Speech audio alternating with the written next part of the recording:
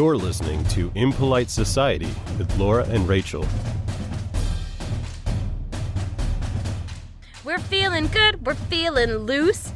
TGIF to you and you and you. And me? You especially, because it's Friday. Oh my God, why didn't I sing that? We're trying not to sing on Fan Fridays because this is about you. It's not about me. It's not about me. You Rachel, she just can't help. She just wants to, no, I want to sing. No, I want to sing. But you might be wondering why A, we're not singing, and B, we're in your ears on a Friday. Well, that's because we are starting something new this Friday. But before we tell you all about that, we should say... Oh, this is a podcast that you're listening to. It's Impolite Society, guys. I'm Rachel. I'm Laura. And together we dig into the topics that you cannot discuss in polite society. And we do some research, we do some philosophizing, and we make a lot of 30 Rock references. Worth it. So we are busting the format this week. Yes, this is our first Fan Friday, and it is a Friday night. We are recording. Rachel has eaten her body weight in shawarma. I have drank my body weight in white wine. And this is the point of the episode, is where we take a question from you, gentle listener, and dig into it. So if you have a question that you want us to tackle on Fan Fridays, send it to rude@impolitesocietypodcast.com. Rude. Or slip into our DMs on Instagram, or messages on Facebook, or comment on Facebook. You know, all the billion ways that we all connect nowadays. Even just write us a letter, fold it up, put it in an envelope, write Impolite Society on the envelope, put it in the mail. They'll find us. We're like Santa Claus. Yeah. It's like the North Pole. They'll make its way to us. We're exactly like Santa Claus, except we do not enslave mass numbers of small mythical creatures. All right, PC Rachel. All right. No. We actually have a whole army of mythical animals at our disposal. They're called rutabagas. Isn't that a vegetable? Rutabaggers, because they're always begging for more letters to open. So send us your letters. Send us your questions. That was so bad, and it's so staying in. Okay. So our first question is pretty interesting. Rachel, why don't you take it away? Oh my God, it's a doozy. And let me tell you about it. It is not something that I knew a whole bunch about before it found its way into our inbox. It's pandemic related, which I know we're not supposed to date ourselves here, right? Because, these podcasts will live forever on the internet. So sorry to all the people who are listening in the future, all of the whatever species takes over after humans gone, to whoever you are, research assistant working on your doctorate, listening to this podcast to mark down how many times we said Bella Thorne before the human race vanished into thin air. I guess we'll get to that. It has to do with the topic, okay. But yes, so this is something that entered the cultural zeitgeist in the past year. It went from something that was kind of obscure to now you can just pass people on the street and be like, oh, they might be involved in this. No, and I'm not talking about podcasting. I was going to say something that we picked up during the pandemic life. I'm like, a drinking problem? Is that what we've all picked up? No, not drinking or starting a podcast, even though it does feel like everybody has a podcast these days. It's actually that interesting little app called OnlyFans. Ah. So we have a question. It comes from Justin in Chicago. Before I get into it, Laura, are you super familiar with OnlyFans at all? No, I know it mostly from internet memes, as I've discovered that is how I learned of its existence, and I know very little about it. So this research was interesting. Awesome. So I will dig into Justin's question here. So he writes, I feel like I've been hearing a lot about OnlyFans since we started quarantine. I heard it in lyrics to songs, jokes about it online, and now some celebrities have even made the news when they joined. But I'm not sure what it's all about. Only that it's porn adjacent, so I've been too nervous to really, investigate. So my rude question for you is, what's the deal with OnlyFans? What is the deal? I don't get that reference. Are you serious? Yeah. It's a Jerry Seinfeld reference. Whatever. Keep going. Airline food. There you go. I got there. Just took me a sec. I would say the maybe it was the quality of the impression. So, oh boy, am I going to tell you. What's the deal with OnlyFans? You're going to freaking find out today. I am going to dig into it. I did a lot of research, and I signed up for OnlyFans, which I will No, tell you you about. did not. I sure did. I'm Holy a creator shit. on OnlyFans. I take my research seriously. Where are your topless pictures? I'm going to pay for them. There is one out there. Not a topless picture, I should say. Or maybe there is. Maybe you listen, and at the end, I'll tell you my handle.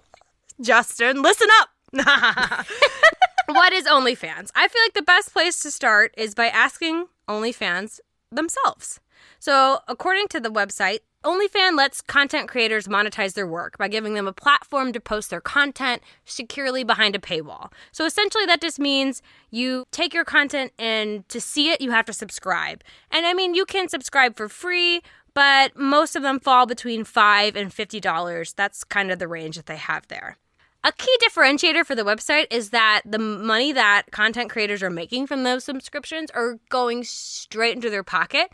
So they split profits 80-20, with 80% of the money they make going to the creator themselves, which is pretty major. Okay. That's after paying some fees, so I think it ends up being a little like 22% or something like that. But you get to keep a lot of the money you're making. Much better than like YouTube or other platforms. Definitely. And the website even has this cool little scroller where if you go to this page about how OnlyFans works, you can slide how many followers you have and then how much you think they're willing to pay to follow you. And it'll tell you how much you can expect to make in a month. First of all, it starts way higher than any number of followers I'll probably ever have in my life. You know, not an influencer. But if you do a conservative amount, 10,000 followers, that's pretty conservative. It's like a micro influencer, right? And you think that they're going to pay $8 a month for your shit? That's less than Netflix. Mm-hmm. People would do that if they like you enough. You can expect to make $4,000. And I mean, that's not quit your job money just yet, but that is a nice little bonus. Yeah, that's solid money. Yeah. If you're like a solid influencer, like this is your job, you've really leaned into it, and you have 100,000 followers and you only charge them $10 a subscription, you can make, according to OnlyFans, $10,000 to $50,000 a month, which is just like insane, like wild fucky money. Seems a lot. But here it gets even better, right? Because it doesn't end there. That's just subscriptions. But because of the tools they have on there, you can actually tip content creators. Oh, you can tip them. Oh. I'm sure they don't call it a tip. I'm sure I never got there. I never got tipped on OnlyFans, so I can't really tell you exactly what they call it. But you can make other donations that help get your content creators' attention, and maybe you can commission things or request specific pieces of content. But on top of that, you can also do like pay-per-view where the creator will send you a message and charge you to view it, which that comes up later in a very interesting way. Got it. This is really just a freaking cash cow, and you can see why it caught on so much. OnlyFans has been around since 2016, coming up in 5 years, but saw a huge boom in 2020 with over 1 million content creators joining. 1,000,001, because you got 1,000,001th right here. And there are more than 50 million users. So in other words, the population of South Korea is on OnlyFans. Jesus. Not saying that every South Korean is on OnlyFans, but equivalent, you know what I mean? But yeah. For perspective. Got it. It's wildly popular. And there's tons of people out there, and they are engaging with their favorite content creators, which you don't even have to see me to hear the air quotes I put around that. Because you can probably guess that there's just not enough Target fashionistas or mommy bloggers or travel photographers to keep this business afloat. I was going to say $10 a month for what exactly? Because Netflix gives me a lot of options for $10 a month. What could a mommy blogger possibly be giving me for 10? You know what? I don't want to think about it. Anyway, continue. The illusion of the ideal lifestyle. That's what mommy bloggers give us. But that's not what's happening on OnlyFans. Due to lesser stringent, as in non-existent, rules and the terms of service regarding explicit content, OnlyFans has become synonymous with porn. And that is what I have picked up from the many internet memes I have observed. It's wild. There is all kinds of porn on there. For like anything you can imagine. From like straight, hardcore, penetrative sex to kink, twerk videos, implied nudes, and even quote-unquote fitness modeling, which is what I saw a lot of in my brief stint on OnlyFans. There's a lot of fitness accounts, which is just ladies with big booties, which you know, all about the gains. So they have big booties and they're wearing tight leggings and they're like doing their little squat thing and they're pretending that it's fitness. People are paying $10 a month to see people squat in leggings. You can go to the gym and get that shit for free. I know. It's like, oh, you want to pay $10 for that girl squatting photos? I'll give you like 50 cents. I'll get squat. You watch me squat. But really, this is taken off because it is, to quote one of the articles that I read, it's the sweet spot between influencer culture and webcamming. Because you really want to feel connected to the webcam girl that you're Well, no, truly. giving instructions Truly, to. I think that plays a big part of it. I know. I think the important part is like the influencer culture is what made it accessible because webcamming has always been a thing and it's always fulfilled a certain itch that regular pornography that like, you know, the DVD or the Skinamax or the internet stuff doesn't scratch because it's not interactive, it's not personal. But with influencer culture, people you're already starting to form these fake relationships with and then you can pay them just to see them naked. So sad. Oh. It's so sad. Well, it's just the beginning. It's just the beginning. But, you know, it's just kind of priming the wheel. Is that what I was saying? Sure. It's just really greasing the wheel. Priming the pump. Greasing the wheel, priming the pump. Which is also what we do while we're on OnlyFans. I don't know what kind of equipment you're working with. It's 2021. To each their own. But I'm saying is that open the door for this kind of next step. And honestly, if you're thinking about it from an innocent standpoint, it makes a lot of sense that people are out here making content every day essentially for free. They're doing it as a profession.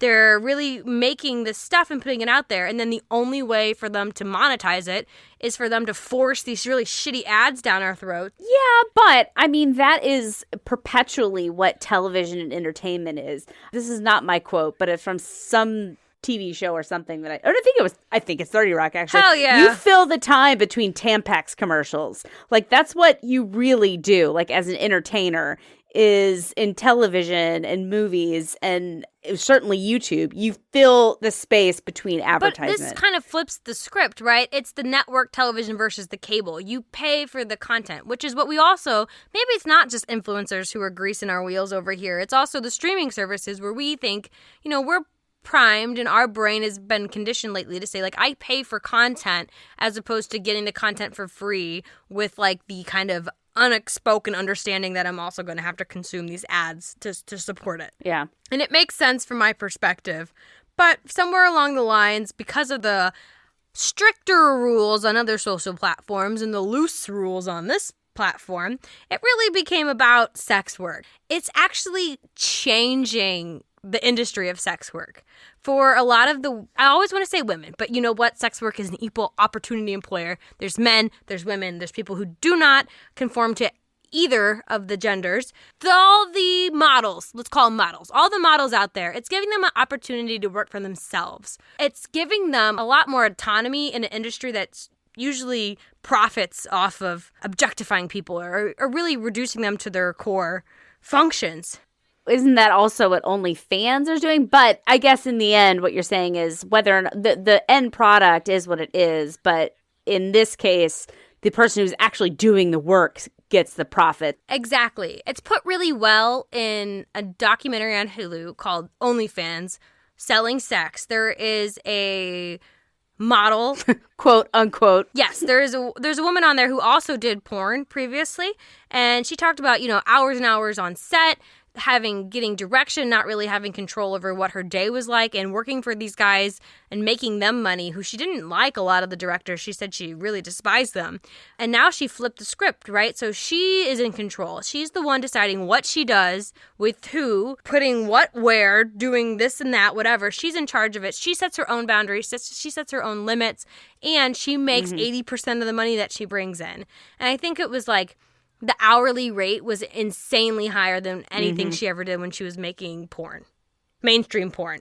And it's really changing the lives of these people who do this. And there's a New York Times article about it, talking about how OnlyFans is reinventing the sex work industry. I'm not a fan of sex work. We'll get to that later. Oh, yes. Which I don't know if I want this one to be the sex work episode, but... Okay, but we got to touch on it because there's no way you can't touch on it on this kind of topic. I don't know. This is supposed to be a mini-sode.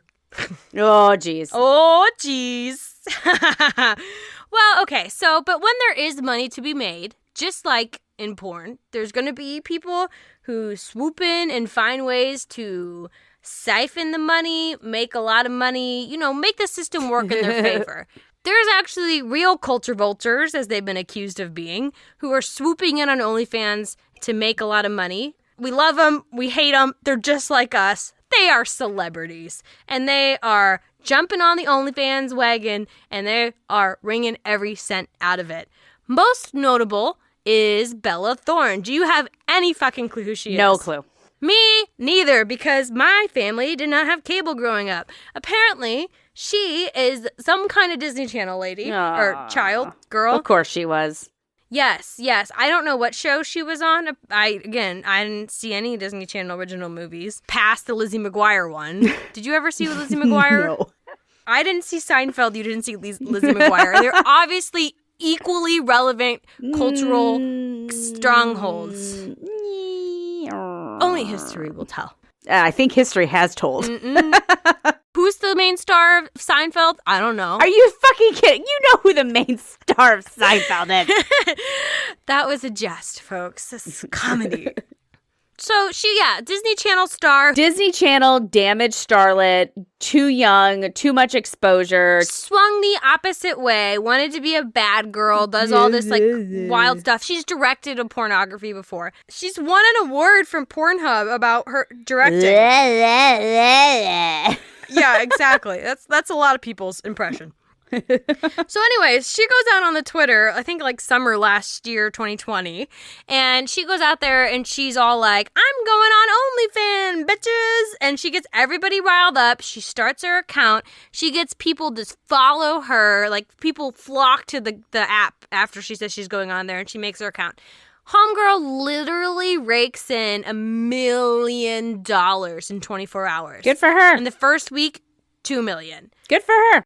Not a lot of people share that outlook, but she did something that was also kind of really shady, in my opinion, too, where she made use of that pay-per-view feature and sent a message to her followers, her fans, whatever they're called. It had a cute little wordsies in there, and I think it hinted at that she was going to be naked in the photo. What happens on OnlyFans, I would know because I've been on OnlyFans, is you get a piece of content and it's got like a little padlock on it, so you can't see it. So they got a message, like a teasing message, and then a grayed out picture. And she said, you can see this picture for $200. People opened it. Girl was not naked. That sounds like an excellent social experiment, and I think it sounds awesome. Good for her. It pissed a lot of people off. Not only... Yeah, fuck them. Not only just the guys that she had got all hot and bothered. She greased their wheels, but then didn't let off the exhaust. Didn't pump the prime, or what do we say? Prime the pump. There you go. She primed the fuck out of the pump, but she did not release the valve. And they were pissed, but also sex workers were very angry. Why? Not all of them, but some of them. Why? Because they felt that their livelihoods were being jeopardized by this person who steps in. And you say why, but I get it. I get it. Not as an OnlyFans account holder, which I don't even know if that's the right way to describe it. Here we are. I meet people online all the time, all these little independent podcasters out here working, trying to make something out of nothing. And then somebody who just happened to have been on a sitcom that stopped airing over 10 years ago makes a podcast and everyone's like, oh my God, it's a podcast. And it's kind of annoying because... Yeah, but it's also the way that the channel gets legitimacy. It's why nobody fucking heard a podcast until Serial. There were tons of people chugging away, and Serial, though, yeah, it kind of pirated, a lot of listeners in the sense of like, oh, you're on there for 5 seconds, you've got so much visibility. I've been doing this for 5 years, I got jack shit. But it also opened the door for podcasts that people didn't know about before. Like, oh, what is this thing? So I think you could also argue that Bella Thorne, whoever the fuck she is, has brought OnlyFans into the limelight for even more lonely, sad men to go on and pay damaged women to show them their hoo-ha. Okay, I don't think every woman who's on OnlyFans is damaged, but that might be just a difference of opinion. That's a different conversation. Oh, yes. But there's some that were not threatened. They're like, she's doing her thing, I got my thing. But imagine you're somebody who's a nobody, like you and I were nobodies, and they scrapped, and they fought, and they clawed their way up from obscurity to having a solid following. And, there's only so many $10 subscriptions to go around. You're not going to pay Bella Thorne and all these other celebrities and me, Miss Nobody. Anyways, it ruffled feathers, it riled people up. To quote a sex worker who was interviewed in the Rolling Stone, she said, "To witness a celebrity gentrifying a platform and making obscene amount of money without acknowledging the plight of sex workers is truly a slap in the face." Wah, wah, wah. Let me give you $20 so you can slap yourself on the face on your webcam and then see how sad you are about it. I feel like there's a lot of hostility here. I have a problem with it, I said. Livelihood. They're using this and to no pay one's their taking rent. Away for them. And they're using it to put food on the table. And instead, they see mass amounts of money going to somebody who is already financially secure, already financially stable. I mean, I don't like to see the rich get richer. I don't think anybody does this day and age. No, there is. I think that there is a little bit of I guess a understandable bit. Yeah, rich get richer. But that's just the fucking way of the world. But gentrifying a platform, eye roll. Well, here's a way that it really did hurt. Again, this is like a suspected thing, but totally makes sense because it was right after the Bella Thorne fiasco. But OnlyFans changed some of its policies, and the belief is that they did it in response to so many of these spited men wanting refunds who thought they were getting one thing and then were swindled out of their money. Fine. But apparently so many of them demanded refunds, they think, that they changed their rules to cap tips. So it affects how much these women can make, or I keep doing it. These models or these performers can make at once. They capped that. And they also capped how much they could do for a pay-per-view image. So it does impact the bottom line of these people who might have been able to charge more for stuff, and now the platform won't support that. That's confusing, though. Why would OnlyFans want to cap the amounts if they get 20% of it? They want that to run sky high. That's confusing. I bet there's more to that than what we're seeing here. Well, because they don't want to get in the situation where they have to pay it back. Why did the Robinhood stop trades of GameStop? Because they had to pay the whatever. They couldn't afford the actual processing of it as opposed to the money they make on the flippity-flop. Which I shouldn't have even opened that can of worms because I barely understand it. I don't. But all I know, long story short, Bella ends up tweeting an apology, and everybody said, "It's okay, we forgive you, kumbaya." Well, that's a happy ending. No, I'm fucking kidding. Oh. I'm fucking kidding. It's Twitter. Of course that didn't go that way. I was gonna say, I was like, oh, you duped me, Rachel. I don't even want to say Twitter is the Wild West. Twitter is like, it's like Skyrim. It's like running around Skyrim. No, it's like running around Skyrim with all the mods turned on, and there's a dragon coming down, and it's just like shitting toasters at you. That's what Twitter is. It's insane. And they lambasted her. Yeah. Oh, sure.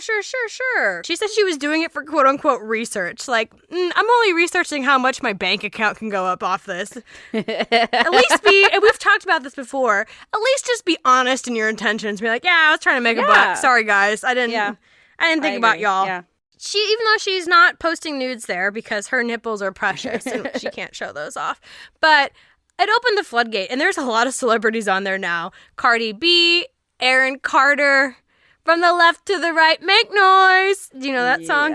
No, but I'm familiar with who Aaron Carter is. DJ Khaled is on there as well. And I hope he is not nude. He had his own Twitter controversy because he said he would not eat his wife out. He said she can give him head, but he can't give her head. Hitler. You're a Hitler. Yeah, he got a lot of flack for that. And he's also got some... Nicki Minaj has a funny lyric about him in her song, Barbie Dreams. Oh, that's a good song. Anyways, so these people are on there, and it actually makes a lot of sense. Yeah. It makes sense for their platform because people love celebrities. And a lot of the content they put on their Instagrams feels very curated and like very PR teamed at it. I'm looking at you, Ariana Grande. I just want to know what your life is like. I think it makes sense that people would pay to have a more intimate view into celebrities' worlds. So, and that's a different kind of itch to scratch than the sex workers. So I think they're pretty safe there. But it honestly does not surprise me that more celebrities are on there and that people are actually paying to watch them. So that's kind of what's happened with OnlyFans in a nutshell for the last year. You add some extra layers there about like a super secretive founder and parent company that doesn't like publish a lot of information. It's not in the news. And there's a lot of intrigue around that. And you get OnlyFans wrapped up in a tiny bow. Well, that's what it's about, and it's mostly about porn. So there you go, Justin. That's what OnlyFans is all about. And so to take my research, my investigative research to the next level, I did make an account. I signed in. I'm on there under an alias. What's the alias? I'm not going to tell you. You have to try to suss it out of the 1,000,001 content creators on there. I didn't post any pictures. I do have a profile picture. My face is cut out of it, but it is me. Are you in a bikini at least? Actually, I'm in a burqa. That's my way to fight the patriarchy. I'm going to wear a burqa. But I did put it on there. So here's my impression of somebody who signed up. So I signed up, and don't worry, I made like a fake email and everything. There's nothing that ties to me the whole time I was in incognito mode. I'm like, I'm really worried about this.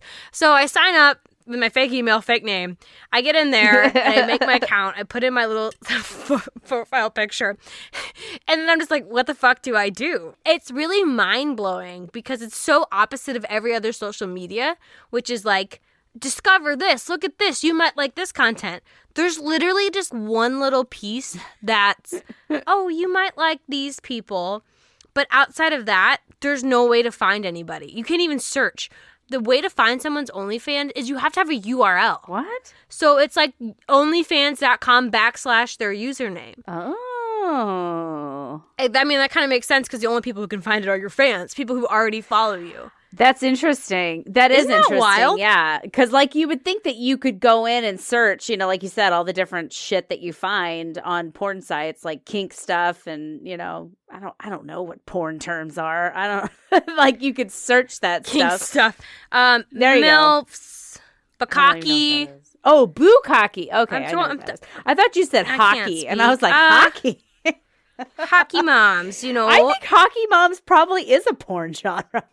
Definitely step siblings and incest. That's really popular. Okay, apparently. Anyway, I get what you're saying. We're degrading as a society. Well, the thing is, to subscribe, even if you can subscribe for free, which was some of the things that I saw, you had to put in your credit card before you could even subscribe. Yeah, so that was too bold for my blood. I was not going to put that in there. You also had to put it in there to subscribe, to set a subscription for yourself. Like subscribe to me. Yes. Subscribe to Rachel on OnlyFans.com. Whatever my secret alias is. There's actually, I've sprinkled clues throughout today's episode, and if you can deduce them, I'm not. I don't too much preparation. No, you have not. But it's out there, and even if you did see it, there's literally nothing. There's a little profile picture that I thought I looked good in from like 3 years ago. And then you cropped your head out of it. No, you got to keep the jawline. Okay. You keep a little bit of the jawline and the hair. Okay. That's important. Okay. I'm trying to think of any other thing noteworthy about my experience on OnlyFans. Enter your credit card number. That's generally the experience. Okay. So I did make a post. I did make one post. And I put it out there. And it was not a nude. Again, it was. I'm a fitness. No, just kidding. I was doing squats. So I was like, no, I rent all these freaking clothes, and I take pictures of myself in the clothes, and I'll put some clothes out there. Maybe I'm a fashion person. Influencer, who knows? And you didn't even know it. Exactly. So I put the picture out there, and then it stamps the picture. So the picture's probably still fucking out there somewhere in the grand scheme of things. And it had like OnlyFans / my made up username. And for some reason, seeing that stamped onto a picture of myself was too much for me. Yeah, I can imagine. It would make me turn my stomach. I deleted it within like 30 seconds. Yeah. And then I was just like, get me out of here. And so that was my Yeah. experience on OnlyFans. Very short-lived. The account's still out there. I'm still boosting their numbers. And I'm sure there are, of the million, I'm going to guess at least 300,000 are accounts like that were made in July when people were like, curiosity. I can make money. I'm going to try to make some money here. Yeah, so that leads us to our musings. I know we wanted to keep this smaller, shorter. Yeah, this is not short. A minute musings. So this really got me thinking about the future of how we make money and the kind of what we monetize about ourselves. OnlyFans, bloggers, lifestyle influencers, podcasters. Ew. We're all kind of changing how we profit off of our natural abilities, right? Where today it's expected that you monetize your physical labor or your intellect. But personalities, sexuality, those are the things that have been taboo. Those are the things that have been off limits to make a profit off of. And I think as the robots continue to come for us, they're coming for our jobs, all of our jobs. They're going to do it, and they're going to do it better than us. That's in true. the future, is a human's place in the economy just to entertain or make these para relationships with other humans? Ugh, that makes me sad because of that para relationship portion, because it's fake. It's all surface. And that's what gets me about this kind of stuff in general, is just the inauthenticity of it. And it actually, this research brought to mind another website. Have you heard of it? Cameo? It sounds familiar, but I'm not super familiar. So it's where like D-list celebrities can be on there, and like they sell either chats with fans or like specialty messages. Like I could send you a happy birthday message from Kevin from The Office. I was looking on it, I was scrolling around, and the prices vary greatly. Like LeVar Burton was like $500, and then James Marston, do you know who that is? No. Spike from Buffy. Oh, yes! My birthday's coming up, Laura. It's April. Well, for the low price of $50, he can record you a happy birthday message. On video? On video. You please do that for me. I will return it in an equal value, economic value present on your birthday in June. And I was just looking at it, I'm like, oh, this makes me feel icky. And like, but there was another one, which I thought was interesting, which you probably won't know this reference because you don't seem like an Adam Sandler fan. Billy Madison, Shooter McGavin, the character, the actor who plays Shooter McGavin. I've seen that actor in a bunch of things. He's a character actor. I can't think of his name. But you know what he's listed as on there? Shooter McGavin. I feel like I respect that more. Like he's selling, like this is the character and this is what I'm selling. You're gonna get? Yeah. Yeah, it's not me. Exactly. And that I was like, I'm 100% in. People want to buy their buddy a birthday message from Shooter McGavin. That's fun. But like a happy birthday message from sad little James Marston, who's never gotten beyond his, like, it just feels icky, you know? But I think it's just because that's what our culture, it's outside of the cultural norms, right? It's a taboo. Because you talk about authenticity. Yeah. I mean, this is about making money. Are you your authentic self with your boss? Maybe like 30% of the time. Exactly, right? So you're Laura, but like a watered down or a curated version of it with the person who decides how much money you make. Yeah. I don't see how this is that much any difference. Because not saying it's going to completely replace all relationships. Yeah.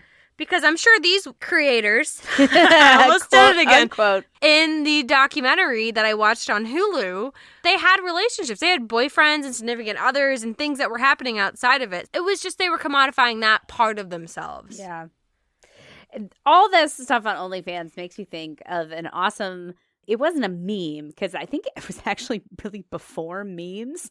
the internet days, like the Wild West internet days. I think it was a 4chan thing where all these guys would go to these webcam girl sites, and what they would tell her to do is put her shoe on her head.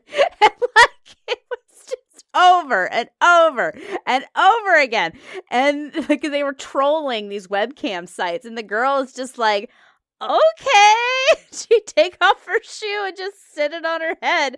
And like the guys who were actually there were like, what the fuck? Get out of here with your shoes on your heads. Oh gosh. It just made me laugh so hard. And this is what this reminds me of. It's just put your shoe on your head, collect your dollars, and move on. Yes. So the internet, that's crazy. I do think that's kind of the future. So I think that is going to be Fan Friday. I think, yes, the future, and Fan Friday is the future. So get your pair of relationships on right here with Impolite Society. Your fake relationships. We love you.